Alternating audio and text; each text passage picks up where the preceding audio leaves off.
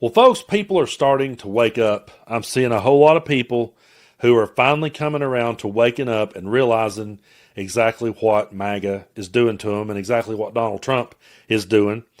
We can look at it from all kinds of angles, and we can start by saying, boy, it sure took you a long time.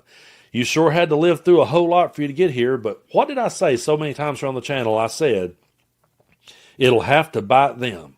When it starts biting them, then you will see them speak up and speak out, and we're starting to see that. At the time I sit down to do this video, the government is still shut down, and it doesn't look like there's an end in sight at the moment.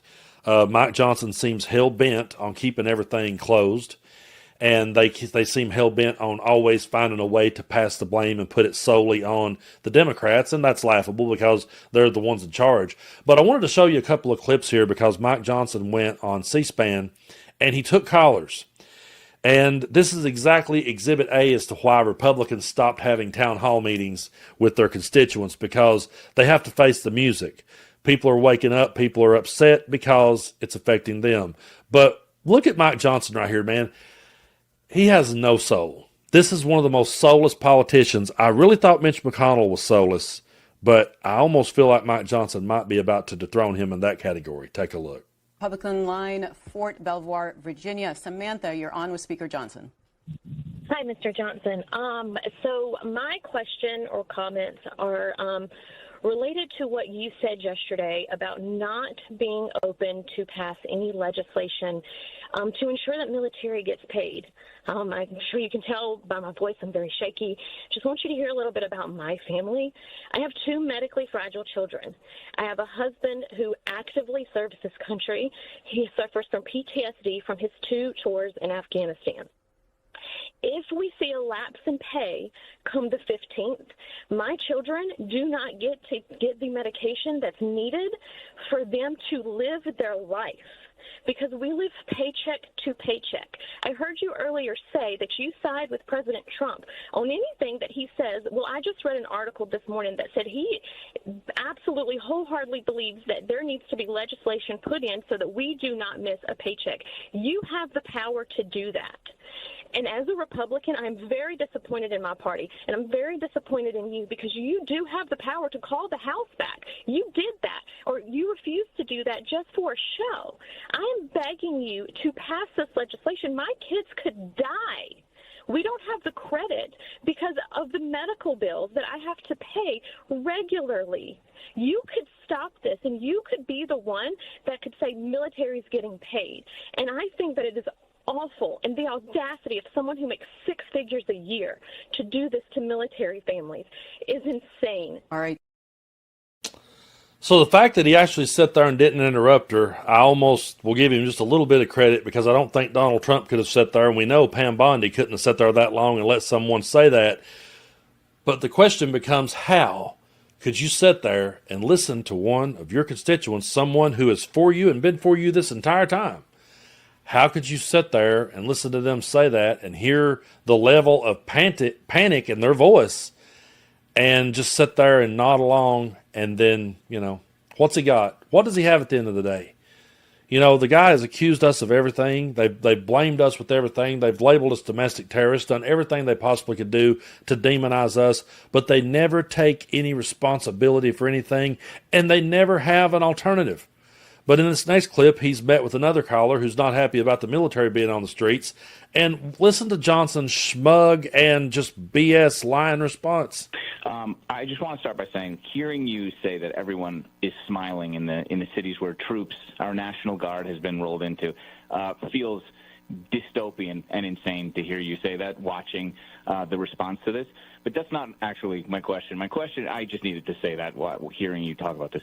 My question is, if Republicans and Democrats can agree to a 1-year extension to the ACA subsidies, removing this sort of talking point of illegal immigrants draining our resources, as you sit here and lie about this, would you support that bill and bring it to a vote on the House floor? This is a big question that I have for you. Thank you. Yeah, well, not lying. I'm telling you the truth, and you can go look at all the documents yourself. Don't look at Republican paperwork. Look at the Congressional Budget Office, who said that we had at least 1.4 million illegal aliens. draining the resources from Medicaid, which is why we put their forms into law and got it signed July 4th. Chuck Schumer and Hakeem Jeffries' counterproposal for the CR would reverse all that. Look at page 57, section 2141 of the bill that they filed. I made it easy for you. Go to speaker.gov, my website. It's right there on the homepage. See for yourself. Don't take my word for it. Look what they wanted to do. But with regard to whether or not the subsidies could be extended for a year, Hakeem Jeffries came out yesterday and said that is a non-starter. You have to ask him why he said that. I'm not sure. But he and I both know that we have a lot of work to do within our respective caucuses to build consensus around that. Many, many people here believe you have to have serious changes and reforms to make it work better. Those subsidies are propping up insurance companies, and it is driving premiums up higher. It is not solving the problem. You think about this. When the government subsidizes something, it means it's not working. The EV mandates, the electric vehicle mandates, the reason the government said we'll pay you $7,500 if you buy an electric vehicle is because nobody was buying electric vehicles. And even when they did the subsidy, it didn't work. So we reversed that.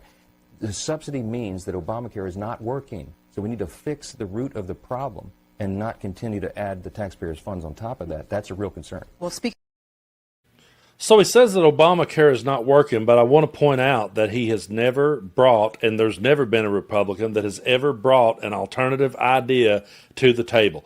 We're still waiting on Donald Trump's concepts of a plan. We've still not seen it. We've never seen a health care plan from him. We've never seen an alternative. And how would you feel if you was the caller who supported Mike Johnson, supported Donald Trump, called in and got that schmug talking down to you answer? One thing I've said so many times is that once Donald Trump is out of the political arena, they're going to have a hard time finding someone who can be that cult of personality. And based on that response, it's not going to be Mike Johnson. For whatever reason, I will never understand why that people bought into Donald Trump and his BS, but he does have a way of speaking in a manner that makes the person think that he's on their side. We don't buy it. I know that we're reasonable, logical people, so we're looking over it going, what in the hell? How's that possible? But he does do it, Trump does, in a way that they still feel like he's fighting for them. Mike Johnson comes off like a schmug prick talking down to you, and so does J.D. Vance.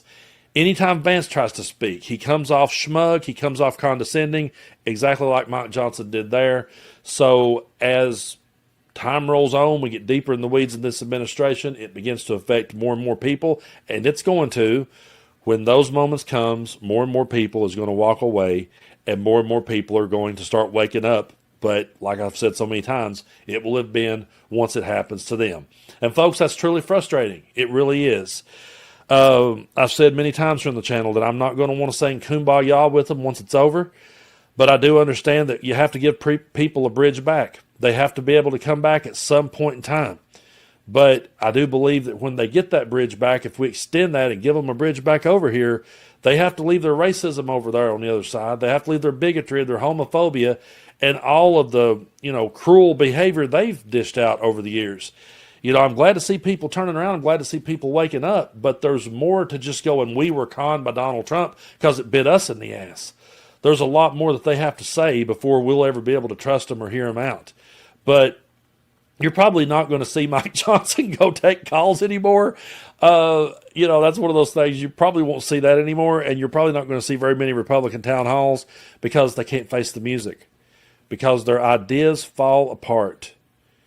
And I'm really not sitting here trying to flex. I get no joy out of saying, we told you so.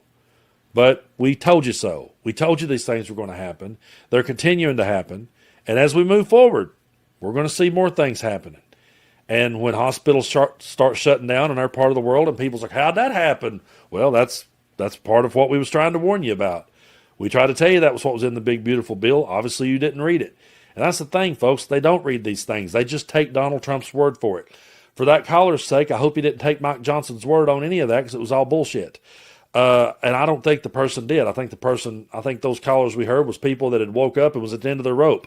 Let's hope they stay here. Let's hope they stay here with the voice of reason and continue to work through this together. It's a shame that we had to get here, though. It's a shame that they couldn't just see what was happening right in front of them. And it had to get to this point for them to wake up. I'm glad they're waking up. But damn, didn't it take them long enough.